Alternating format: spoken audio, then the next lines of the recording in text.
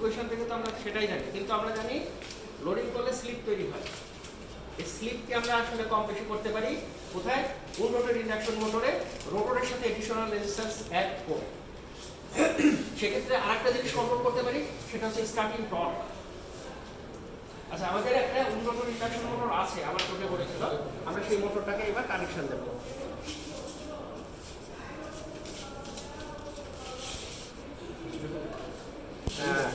না করি, রোটর যদি ওপেন রাখি তাহলে কিন্তু ঘুরবে না মোটর। তাহলে এখানে টার্মিনালে স্যার, হ্যাঁ, আমাদের এই প্লেটটা সম্পর্কে একটু ধারণা দেন। আমরা তো জানি স্টেটরে 3টা 3 ফেজের মতন করে ওয়াইন্ডিং করা আছে। তার মানে 6টা টার্মিনাল পাবো।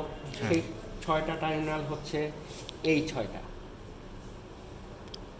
হ্যাঁ, এটা ইউ, এইটা ভি, এটা ডব্লিউ। ইউ এর আরেক, তার মানে 6টা টার্মিনাল বের হবে। ইউ এর আরেক প্রান্ত হচ্ছে এইটা, 2টা প্রান্ত। হ্যাঁ, আমরা যেমন ওইখানে এ এ প্রাইম বি বি প্রাইম করেছিলাম, ওটা ইউ1 ইউ2 করেছে, ভি1 ভি2 ডব্লিউ1 ডব্লিউ2 এভাবে ওরা মার্ক করেছে।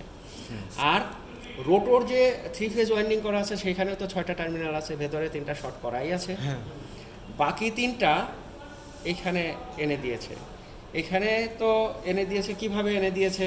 কারণ রোটর তো ঘুরছে, রোটরের সাথে এটা এটা তাহলে কিভাবে বের করলো?